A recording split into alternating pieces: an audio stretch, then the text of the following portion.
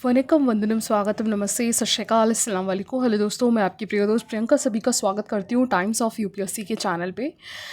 देखिए, आज डेट है 30 सितंबर, मंडे है। इस मंथ का लास्ट डे है ये, और लेकिन वीक का फर्स्ट डे है। तो देख लेते हैं कौन कौन से आर्टिकल्स आज आए हैं।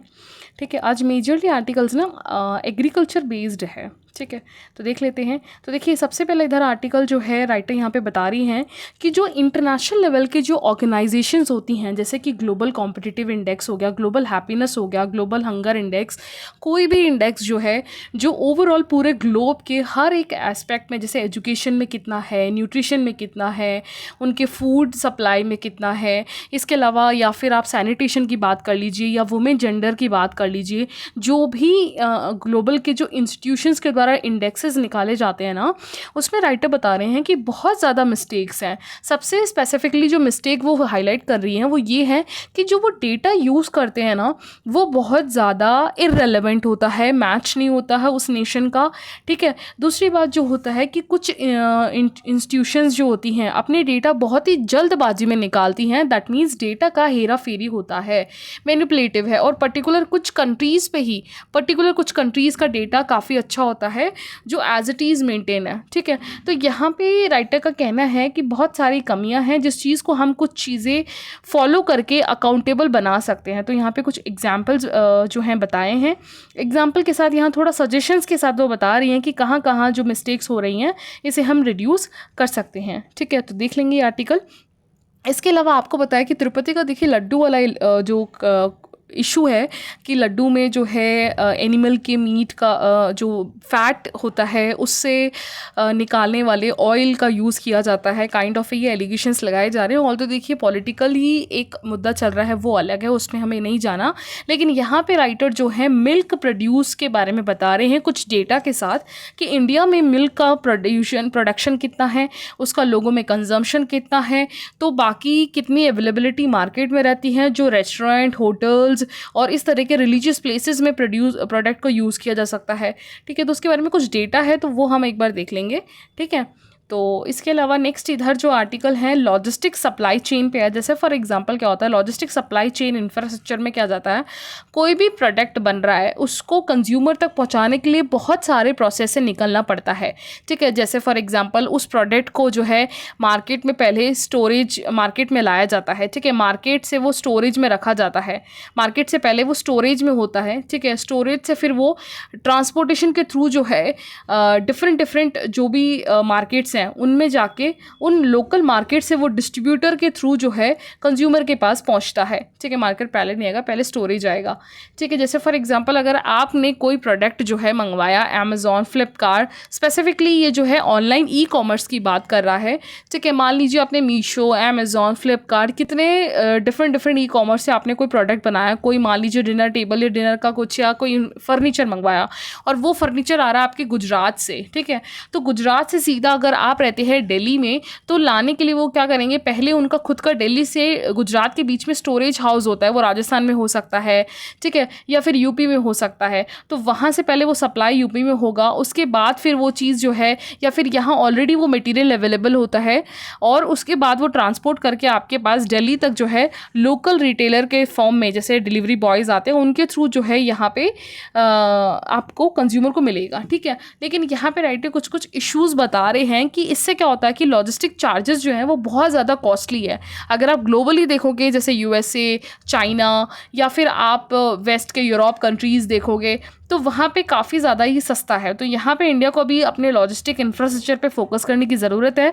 अब जैसे यहाँ पे जर्मन मॉडल्स का फोकस किया है, इसके अलावा डिजिटलाइजेशन का और यूज़ बढ़ाने के लिए बात करी है। गवर्नमेंट के द्वारा क्या इनिशिएटिव उठाए गए हैं, जैसे नेशनल लॉजिस्टिक पॉलिसीज़ को लाया गया है गवर्नमेंट के द्वारा भी, ताकि ई कॉमर्स, ई डिजिटलाइजेशन बढ़े। ठीक है, तो इस तरह से ओवरऑल ये आर्टिकल देख लेंगे इसको भी। ठीक है, और इसके अलावा यहाँ पे एडिटोरियल पेज पे एक फूड वेस्टेज पे है। ठीक है, अभी रिसेंटली क्या हुआ था कि यूनाइटेड नेशन इन्वायरमेंट प्रोग्राम ने ना 29 सितंबर को as a international day of awareness for the food loss and waste declare किया है।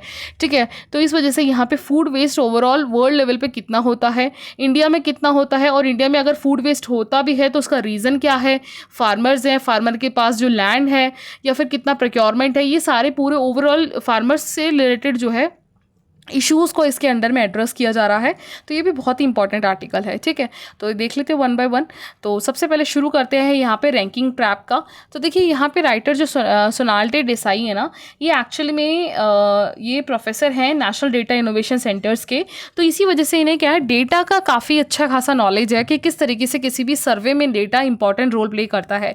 तो यहाँ पे इन्होंने यहीं से शुरू करा है कि अगर आप ग्लोबल में किसी भी इंडाइसिस की बात कर लो, global competitive index, global hunger index, ease of doing, तो यहाँ पे जो क्या होता है कि ये जिस तरीके से रैंकिंग दिखाते हैं और रैंकिंग दिखाने के लिए जो मेथोडोलॉजी यूज़ करी जाती है ना, वो सही तरीके से नहीं है, ठीक है। वो क्या होता है कि जब डेटा ही आपके पास सही तरीके से नहीं होता तो आपका जो रिजल्ट है वो भी फॉल्टी आता है। यहाँ पे इनका कहना है, जैसे लिथुआनिया कह लो या फिर इजराइल कह लो, तो यहाँ पे इनके हैप्पीएस्ट जो हैं, यहाँ की यंग पीपल पूरे वर्ल्ड के हैप्पीएस्ट यंग हैं। तो यहाँ पे राइटर ये पूछना चाह रही है, तो क्या ये लोग ऑस्ट्रेलिया, न्यूजीलैंड, स्वीडन से भी ज़्यादा खुश है यहाँ के यंग, या फिर ये ट्रैप है कि यहाँ पे सिर्फ और सिर्फ इजराइल में जूइश पॉपुलेशन को ही काउंट किया गया है या अरब को करा ही नहीं गया है। तो इसका क्वेश्चंस का जवाब जो है कभी मिलता ही नहीं है इन सारे इंडिकेटर से या इन सारे इंडाइसेस से। तो यहाँ पे राइटर एग्जांपल इंडिया के पर्सपेक्टिव में बात करना चाहेंगी कि वो इनका कहना है कि अगर आप भारत की बात करोगे तो यहाँ पे जैसे अभी रिसेंटली इन्होंने 2023 में जब ग्लोबल जेंडर गैप इंडेक्स निकाला था, तो सबसे बड़ी बात थी, तो इसको वैसे तो देखिए वर्ल्ड इकोनॉमिक फोरम निकालता है, ठीक है। तो यहाँ पे जो है इन्होंने बोला है कि 2023 में वर्ल्ड इकोनॉमिक फोरम ने कहा कि इंडिया ग्लोबल जेंडर में जो है एजुकेशन अटाइनमेंट के अंडर में, जैसे इसमें बहुत ज़्यादा पैरामीटर्स अलग अलग होते हैं कि एजुकेशन में कितना है, सेक्स रेशो में कितना है, ठीक है, हेल्थ में कितना है। तो एजुकेशन में 26 रैंक पे थे और अब 2024 में अचानक से ड्रॉप होकर हम 112वें रैंक पे आ गए। तो यहाँ पे राइटर ये क्वेश्चन पूछ रही हैं कि इंडिया में तो ऐसा कोई तालिबान अटैक भी नहीं हुआ है इंडिया के गर्ल्स के एजुकेशन पे, तो इतना ज़्यादा इन एक्सप्लिसिटली किस तरीके से हुआ कि आप जो है रैंक को कहाँ 126 से सीधा आपने 1112 पे कर दिया एजुकेशन वुमेंस के, ठीक है। तो ये क्वेश्चन है जिसका आंसर नहीं मिल रहा है। तो यहाँ पे कहीं ना कहीं एनोमलीज देखने को मिल सकती है हमें यहाँ के इनकी डेटाज में। तो राइटर बता रहे हैं कि अगर आप ओवरऑल ग्लोबल रैंकिंग को भी देखोगे ना, तो वो इक्विवेलेंट नहीं दिखेगा आपको। जैसे कि इन्होंने बताया कि अगर आप बात करोगे यहाँ पे जो डेटा यूज़ किया जाता है, फॉर एग्जाम्पल ग्लोबल साउथ की डेटा है वो अलग होता है डिफरेंट मेथड से, और यहाँ पे जैसे वर्ल्ड बैंक की जो ईज ऑफ डूइंग बिजनेस है, ठीक है, तो जब ये डेटा मेजर करते हैं तो इसमें बहुत लिमिटेड लाइबिलिटीज़ रखते हैं। 14% ऑफ इंडियन बिजनेस जो है इनमें इन्होंने एक्सक्लूड कर रखा है इस ईज़ ऑफ डूइंग बिजनेस में। तो दैट मीन्स ये है इनका जो पैरामीटर है ना, कंट्री टू कंट्री, चाहे वो कॉन्टिनेंट वाइज हो या हेमिस्फेयर के बेसिस पे हो, तो बहुत ही वेरिएशन है इसमें, ठीक है। तो यहाँ पे इसके साथ इन्होंने बोला है कि अगर आप बात करोगे यूनाइटेड स्टेट्स की, तो क्या होता है यूनाइटेड स्टेट में मेजरली फैमिली नहीं मिलेगी। जैसे इंडिया की अगर आप बात करोगे सदर्न एशियन में, इंडिया हो या फिर पाकिस्तान हो या फिर और भी नेशंस हो, नेपाल वगैरह में, तो फैमिली ओरिएंटेड ज़्यादा होते हैं। और लेकिन वहीं जो यूएसए की बात करोगे तो यहाँ पे सिंगल पेरेंट ज़्यादा होते हैं। तो इसके कंपैरेटिवली तो फिर साउथ एशियन बेटर हुआ ना फैमिली के पर्सपेक्टिव्स में, तो है ना, जॉइंट है, मेंटली जो फीमेल जो बच्चों को जो मिलना चाहिए सपोर्ट वो फैमिली से ज़्यादा मिलता है। तो यहाँ पर लेकिन वो चीज़ें नहीं दिखाई जाएंगी आपको, ठीक है। और इसके अलावा इन्होंने इसी चीज़ को बार बार क्रिटिसाइज़ किया है कि इन ऑर्गेनाइजेशन में कहीं ना कहीं इनका जो है इनफ अकाउंटेबल नहीं है ना, इनफ अकाउंटेबल नहीं है। पर्टिकुलर कुछ sections of the world countries को जो है हाईलाइट किए जाते हैं उनके पर्सपेक्टिव से कि वो लोग इस तरह से डेवलप्ड है, तो उनका पैरामीटर हाईली अचीवेबल है या हाईली प्रोमिनेंटेड है, ठीक है। तो यहाँ पे कुछ राइटर बता रहे हैं कि कुछ चीज़ें ऐसी हैं, सिंपल स्टेप्स हैं जिसको फॉलो करके हम इसको एक्यूरेट बना सकते हैं। तो सबसे पहला पॉइंट उन्होंने ये बताया कि इंडेक्स में जो मेथोडोलॉजी को फॉलो किया जाता है ना, वो जस्टिफाई होना चाहिए। वो इंडेक्स अगर आप डिफरेंट वेटेज के हिसाब से कंट्री वाइज कर रहे हो तो वो सिमिलैरिटी के बेसिस पे होना चाहिए।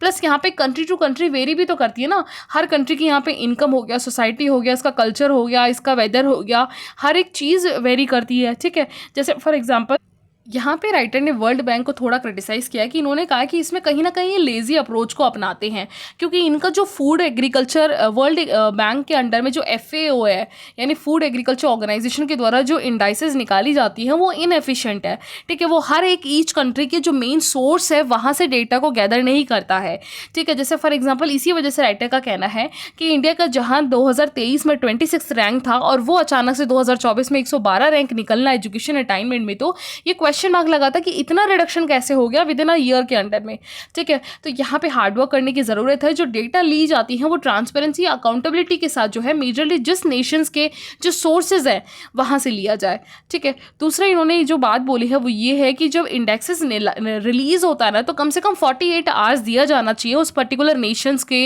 एक्सपर्ट्स होते हैं और जो भी पॉलिसी मेकर्स होते हैं उन्हें उसे क्रिटिकली एग्जामाइन करने के लिए। देखिए, जब कभी भी कोई भी इंडेक्स जब तक क्रिटिकली एग्जामाइन नहीं होगा ना तो उसके आप प्रोज एंड कॉन्स को नहीं बता पाओगे, फिर तो ये ना बायस्ड हो जाएगा। आप डेवलप्ड कंट्री निकाल रही हैं तो दैट मीन्स वो अपने पर्सपेक्टिव से बता रही हैं, लेकिन जिस नेशन के बारे में बता रहे हो तो वहाँ पे भी तो एक्सपर्ट्स होते हैं ना, वहाँ पे भी पॉलिसी मेकर्स होते हैं, ठीक है। तो उनके द्वारा यहाँ एग्जामाइन करना बहुत ज़रूरी है, जैसे यहाँ पे सेकंड पॉइंट के फॉर्म में बताया है, ठीक है। और तीसरी बात जो है इन्होंने बोला है कि गवर्नमेंट को इन इंडाइसिस को बहुत ज़्यादा सीरियसली लेना बंद करना चाहिए, ठीक है। इनका कहना है कि इसको सीरियसली ना लिया जाए कि पर्टिकुलर, क्योंकि यहाँ पे अप्रोप्रिएट डेटाज यूज़ नहीं किए जाते इनके द्वारा। सबसे मेन चीज़ डेटाज का है, जिस डेटा का आप यूज़ कर रहे हो वो अप्रोप्रिएट नहीं है। फॉर एग्जाम्पल यहाँ पे एक और एग्जाम्पल बताया इंडिया के पर्सपेक्टिव में, जैसे ग्लोबल हंगर इंडेक्स है, ठीक है। इंडिया की mortality rate, child mortality rate जो है, हर साल कितने बच्चों की जो बर्थ होती है और विद इन 1 ईयर के अंडर में जो डेथ है, बॉर्न ईयर में से कितने बच्चों की डेथ हुई है, चाइल्ड मोर्टेलिटी निकाली जाती है। उसमें इन्होंने बोला है कि इंडिया का 9.1 से अब 3.1 पहुंच गया है पिछले 2 डेकेड से, ठीक है। और अगर आप बात करोगे स्टंटिंग, वेस्टिंग, डेफिशिट जो है, डिफाइन जो है 51% से 36 पे पहुंच गया है। और इंडिया में जो लेगिंग है कैलोरी का वो भी काफ़ी हद तक रिड्यूस हो गया है। लेकिन इंडाइसिस ग्रीन, अगर आप जो इंडाइसिस देखोगे इंडिया का, ठीक है, ग्लोबल हंगर इंडेक्स में, तो हम रैंक कर रहे हैं 117, इतने पीछे हैं, जबकि हमारी मोर्टेलिटी हो गया या हंगर या स्टंटिंग हो गया काफ़ी इंप्रूव हुआ है, ठीक है। तो इस तरीके से यहाँ पे राइटर बता रहे हैं कि अगर आप कैलोरी इंटेक की भी बात करोगे तो यहाँ पे जो डेटा है वो पुअर है, काफ़ी ज़्यादा पुअर है। अब जैसे FAO जो फूड एग्रीकल्चर ऑर्गेनाइजेशन है, जो वर्ल्ड बैंक के अंडर में काम करती है, उससे जो डेटा यूज़ किया है वो काफ़ी पुराना डेटा यूज़ किया और उसमें भी पर्टिकुलरली ग्रुप ऑफ सेक्शंस लोगों का ही यूज़ किया था, ठीक है। तो इसमें डाइवर्सिटी नहीं होती है। और जैसे नेशनल फैमिली हेल्थ सर्वे का अगर उन्होंने डेटा लिया भी ना तो वो पता है कब का लिया था, इन्होंने नेशनल फैमिली हेल्थ सर्वे का लिया तो उसमें मेनली पता है किसका लिया था कि मॉनसून, देखिए क्या होता है कि मॉनसून का सीज़न, ऊपर से उससे पहले ये 19 नेशनल फैमिली हेल्थ सर्वे का जो 5th सर्वे है ना वो कंडक्ट हुआ था 2019 में।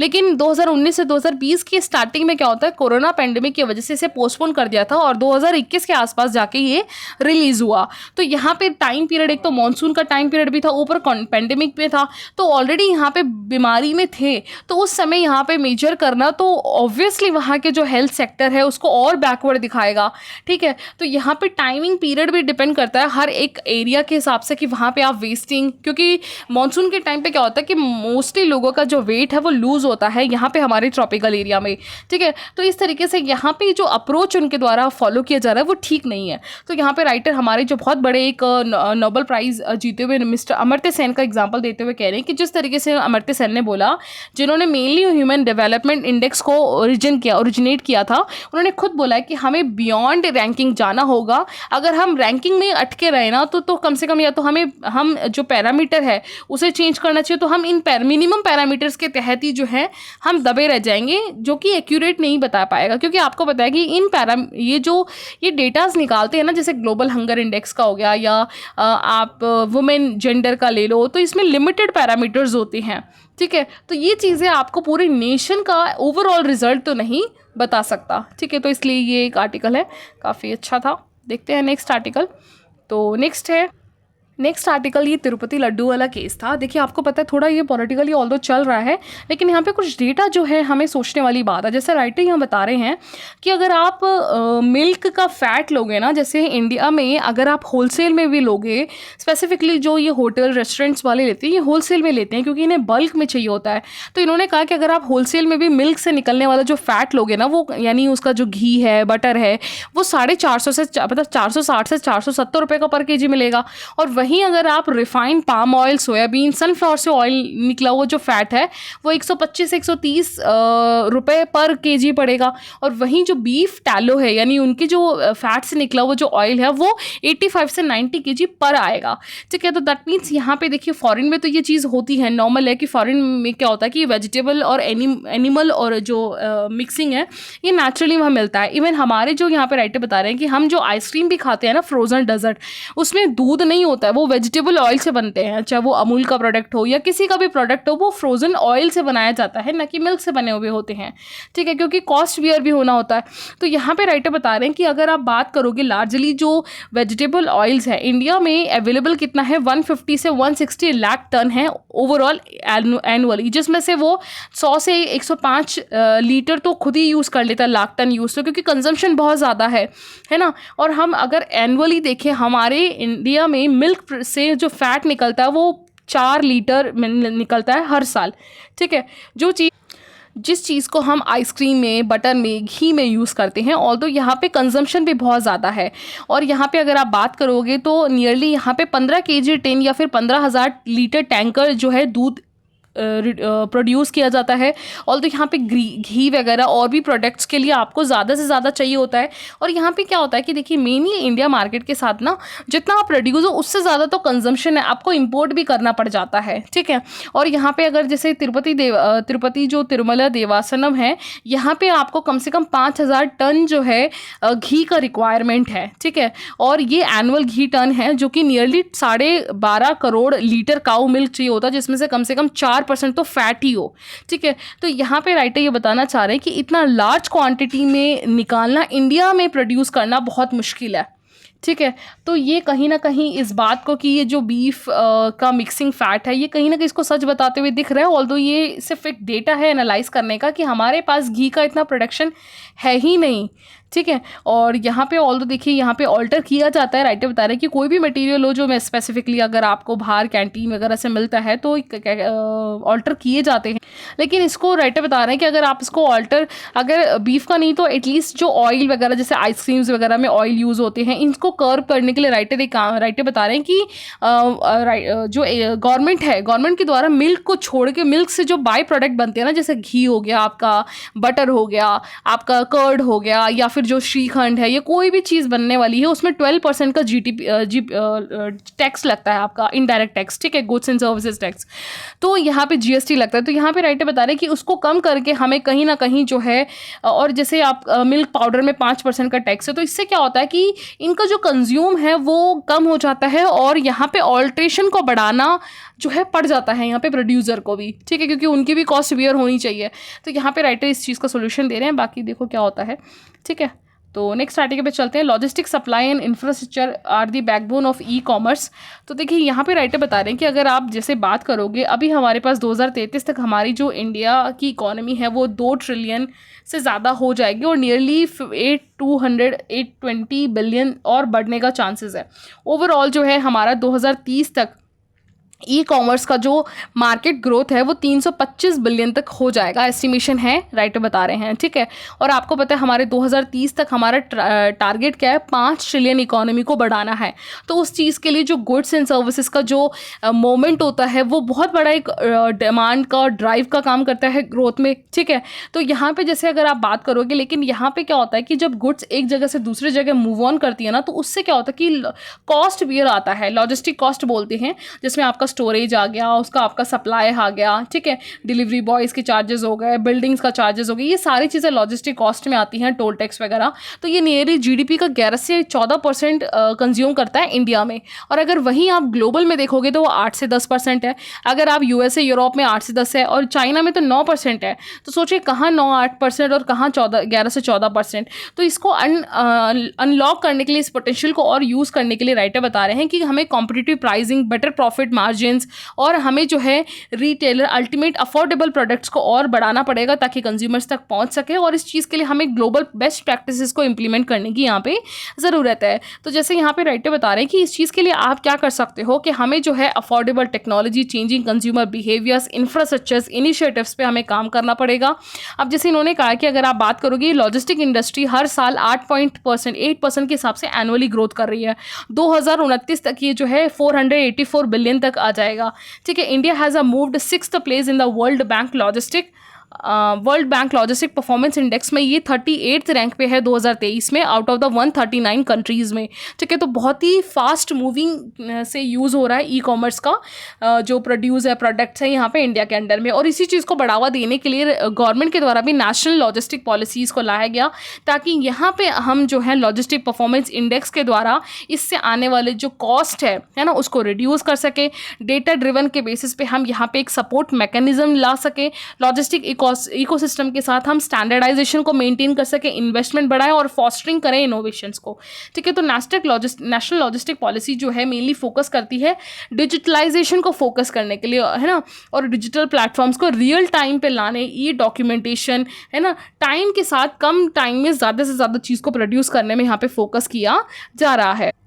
और इवन इसी के साथ पता है इन्होंने ULIP को भी अडॉप्ट किया है, यूनिफाइड लॉजिस्टिक इंटरफेस प्लेटफॉर्म। यानी क्या होता है कि जितने भी ई कॉमर्स, जैसे फॉर एग्जांपल आप मीशो ले लो या अमेजोन ले लो या फ्लिपकार्ट ले लो, इन सबको एक सिंगल प्लेटफॉर्म स्टेक होल्डर्स में लेके आना, ताकि जो है बेटर कोऑर्डिनेशन हो सके, बेटर कोलैबोरेशन हो सके यहाँ पे।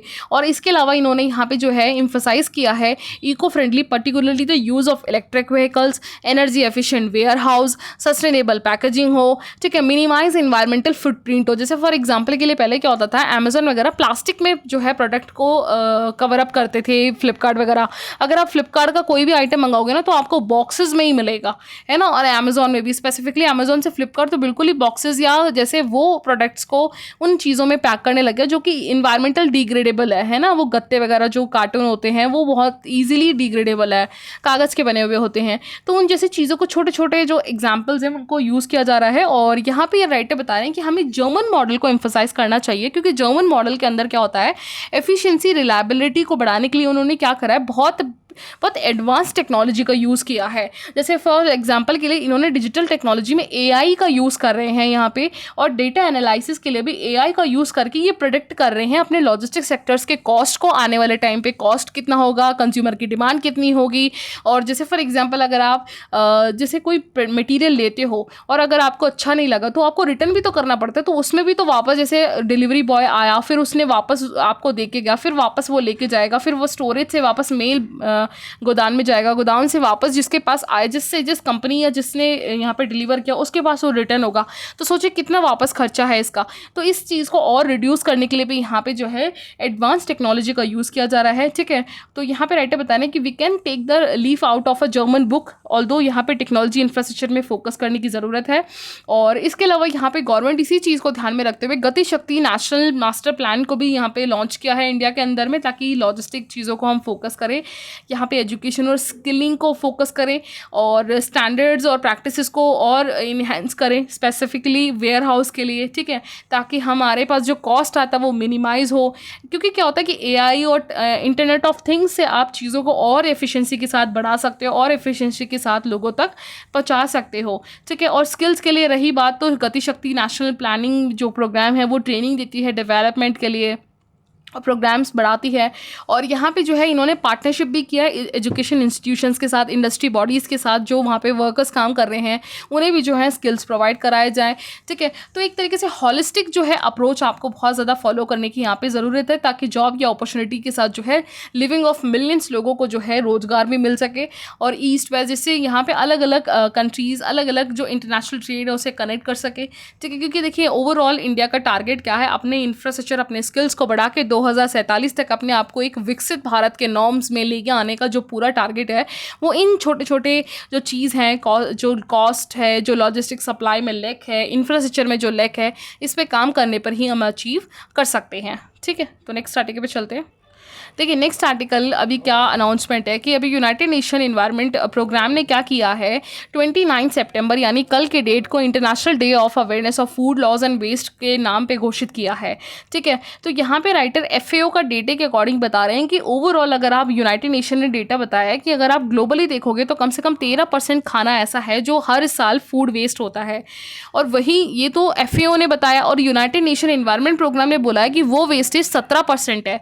ठीक है, ये वो है जो खेत में जुताई होती है, उसकी कटाई होती है और मार्केट में भी आती है, लेकिन वो कंज्यूमर के पेट में नहीं जाती, वो वेस्ट जाती है, ठीक है, ये वो प्रोडक्ट है। तो यहाँ पे राइटर बता रहे हैं कि जो फ्रिक्वेंटली जो वेस्ट होता है, फूड लॉस वेस्ट जो है, उसे अगर हम रिड्यूस करें तो जो हमारा काम है, मतलब फूड लॉस एंड वेस्ट जो है अगर रिड्यूस करें, नियरली हम उसको 30% तक भी लेके लॉस करें, तो इससे क्या होगा कि जो हंगर की प्रॉब्लम है वर्ल्ड लेवल पे, हम उसे मिटिगेट कर सकते हैं, ठीक है। ऑल्दो दूसरी बात जो है, इस फूड लॉस को कम करने की ज़रूरत इसलिए भी है क्योंकि फूड से जो है क्या होता है, आप पैडी उगा रहे हो, वीट उगा रहे हो या भी कोई भी पल्सेस कर रहे हो, तो एग्रीकल्चर से ग्रीन हाउस गैसेज भी निकलती है, स्पेसिफिकली आपके पैडी से मिथेन निकलता है ना, कितना प्रोमिनेंट ग्रीन हाउस गैस है मिथेन। तो उससे क्या होता है कि आप 10% तक ग्रीन हाउस गैस रिड्यूस कर सकते हो और 38% तक अपना जो टोटल एनर्जी है वो सेव कर सकते हो, प्लानट के लिए वो अच्छा होगा, ठीक है। तो इस तरीके से फूड वेस्टेज को नियरली 50% तक कम करने की बात यहाँ पे बोली है, जो कि अंडर द सस्टेनेबल डेवलपमेंट के गोल्स को भी हमें अचीव करने में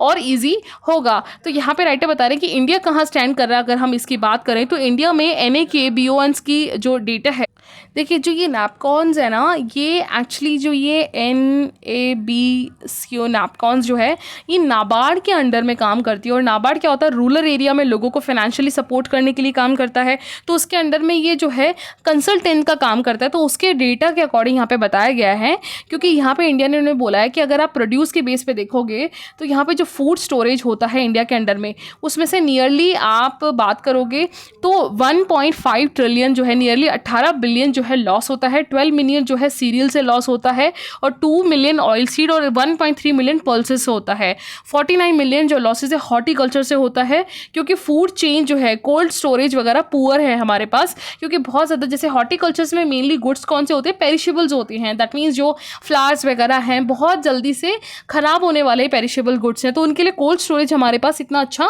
नहीं है, ठीक है। तो इन्होंने बोला है कि नैपकॉन ने ये बोला है कि वेस्टेज जो होता है वो अभी ऑल्दो कस्टमर्स में कितना वेस्टेज होता है उसका एस्टिमेशन नहीं है, लेकिन प्रोड्यूसर के लेवल पे कितना एस्टिमेशन है वो यहाँ पे ये बताया गया है डेटा। ऑल्दो इतना ज़्यादा बारीकी से नहीं, लेकिन 1-2 डेटा भी याद रखोगे तो इनफ है, ठीक है। और यहाँ पे अगर बता रहे हैं राइट, जैसे यहाँ पे राइटर बता रहे हैं ICRER के द्वारा जो है रिसर्च करके अभी नियरली कम से कम 1200 फार्मर्स, कहाँ से, पंजाब, बिहार मध्य प्रदेश से बिलोंग करने वाले जो फार्मर्स हैं जिन्होंने पैडी, वीट, सोयाबीन उगाया 2022 में, उनका लॉस देखिए आप। इन्होंने कहा है कि नियरली 15% जो है सोयाबीन उगाने के बाद हार्वेस्ट में लॉस हुआ है, 7.5% नियरली वीट में हुआ है, 6.5% पैडी में और 5.5 के आसपास जो है मेज़ में हुआ है। ये क्वांटिटी और क्वालिटी लॉस है, ठीक है। इसका लॉस का बहुत बड़ा एक रीज़न इन्होंने बोला है कि हमारे पास टेक्नोलॉजी नहीं है सही तरीके से, वैल्यू चेन का, प्रिजर्व का, हार्वेस्ट में बहुत ज़्यादा लॉस हो जाता है, ड्राइंग की प्रॉपर नहीं है, थ्रेशिंग टेक्नोलॉजी नहीं है, स्टोरेज की प्रॉब्लम है, इनएडिक्वेट लॉजिस्टिक इंफ्रास्ट्रक्चर है। फॉर एग्जाम्पल जैसे कि मान लीजिए लोग जो है फार्मर्स कटाई कर लेते हैं, कटाई के बाद क्या होता है कि उन्हें मार्केट में सेल करना होता है। कई बार क्या होता है मार्केट में उनकी सेलिंग नहीं होती, तो वो क्या करे, उनके पास ना तो कोल्ड स्टोरेज है कि भैया वो स्टोर करके रख ले। तो क्या होता है अक्सर गाँव में स्पेसिफिकली जो स्मॉल फार्मर्स होते हैं ना, वो घर के आगे या आंगन के बाहर भी खाली में बिछा देते हैं सुखाने के लिए, है ना। तो उससे भी बहुत बड़ी प्रॉब्लम होती है, क्योंकि इससे क्या होता है कि जैसे चिड़िया वगैरह चुग जाती हैं या फिर फंगस वगैरह लगने का चांसेस भी बहुत ज़्यादा होता है। आगे मैं बताऊंगी इसमें, देखना, ठीक है। तो यहाँ पे राइटर ये सारी चीज़ें बता रहे हैं।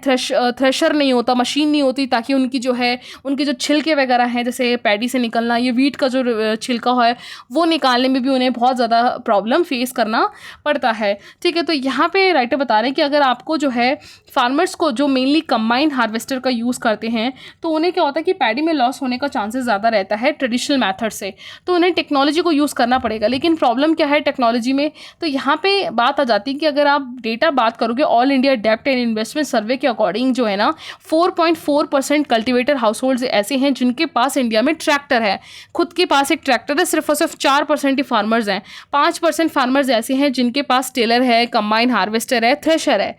लेकिन रेस्ट ऑफ द 86% हमारे इंडिया में ऐसे फार्मर्स हैं जिनके पास खुद का एक ट्रैक्टर तक नहीं है, एक छोटा सा कोई इंस्ट्रूमेंट इक्विपमेंट नहीं है, क्योंकि वो सारे के सारे जो 86% जो हमारे फार्मर्स हैं वो एक मार्जिनल सेक्शन फार्मर्स हैं, स्मॉल फार्मर्स हैं जिनके पास 2 एकड़ से भी ज़मीन कम होती है, ठीक है। और 97% जो हाउस होल्ड्स है पंजाब से रहने वाले या बिहार से, अब जैसे पंजाब में अगर आप बात करोगे तो 97% के पास जो है हार्वेस्टर करने का तरीका है, मशीन है, लेकिन बिहार में तो वो सिर्फ और सिर्फ 10% के पास ही हार्वेस्टर है ना। तो ये बहुत ज़्यादा एक बहुत इंपॉर्टेंट एक इशू है हमारे इंडिया के अंडर में।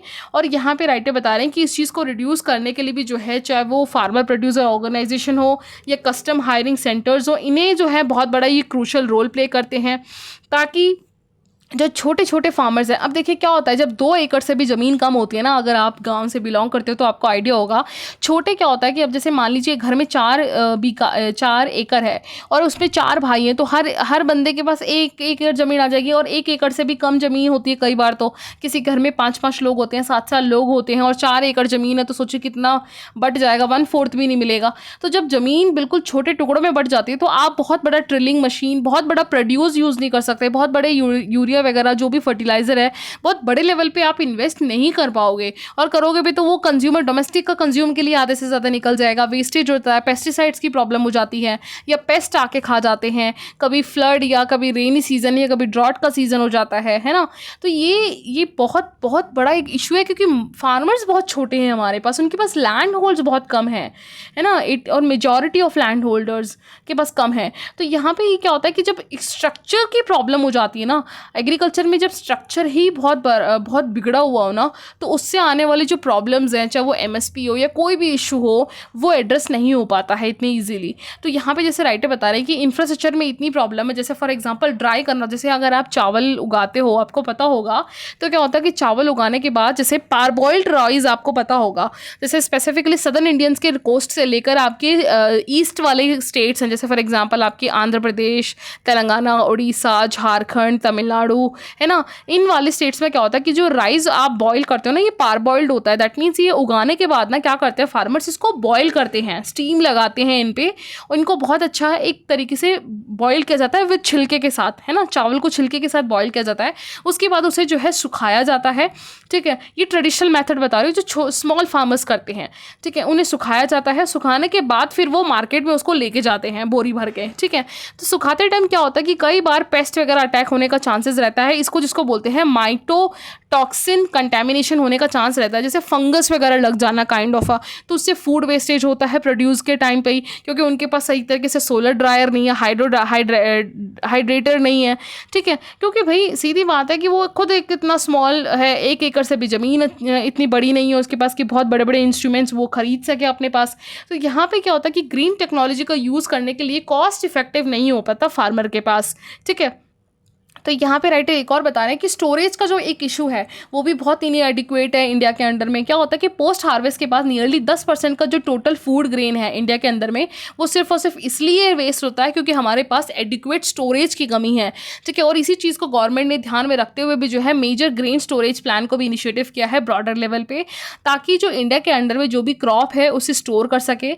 अभी ऑल्दो हमारे पास मिलियन टन जो है 70 मिलियन टन की कैपेसिटी, इसको और आगे बढ़ाने का जो है उम्मीद है 5 साल में, ठीक है। तो यहाँ पे मैकेनाइजेशन जो है हमारे पास स्टोरेज की हो, या फिर हमारे पास जो एफिशिएंट ट्रांसपोर्टेशन की सिस्टम की हो, या फिर बहुत सारे लॉजिस्टिक स्केल्स की हो, स्पेसिफिकली स्मॉल स्केल फार्मर्स के लिए हमें काम करने पे यहाँ पे फोकस करना ज़रूरी है। तो जैसे राइटिंग यहाँ बता रहे हैं, जैसे एग्जाम्पल के लिए जूट पैकेजिंग मटीरियल एक्ट 1987 के साथ लोगों का यहाँ पे था कि राइस और वीट को जो पार्सल करते हो तो उसमें जूट पैकेजिंग का यूज़ करें। लेकिन इसके साथ एक इशू ये भी है कि एक तो ये जो है बहुत ज़्यादा लेबर इंटेंसिव प्रोडक्ट है, बायोडिग्रेडेबल है, लेकिन बहुत ज़्यादा वाटर भी यूज़ करता है, ठीक है। तो ये एक बहुत ज़्यादा कॉस्टली पड़ जाता है जो ये जूट से बना हुआ बैग है, ऑल्दो ये बहुत बड़ा यूज़फुल होगा इकोनॉमी के लिए। तो यहाँ पे राइटर ये बताना चाह रहे हैं कि आप क्लाइमेट चेंज के साथ साथ जो माल न्यूट्रिशन की प्रॉब्लम है उन सबको रिड्यूस करने के लिए यहाँ पे पोस्ट हार्वेस्ट के बाद जो चैलेंजेस आते हैं, स्टोरेज की प्रॉब्लम है, उसके जो सुखाने या जो नॉर्मल टेक्नोलॉजी की प्रॉब्लम है, ठीक है, उन सब पे हमें काम करने की ज़रूरत है, ताकि पोस्ट हार्वेस्ट के बाद जो लॉसेस हो रही हैं उसे हम रिड्यूस कर सकें, फूड सिक्योरिटी को इंश्योर कर सकें, ठीक है। तो आई होप आपको समझ में आ गया। तो ये ओवरऑल आर्टिकल था। Thank you.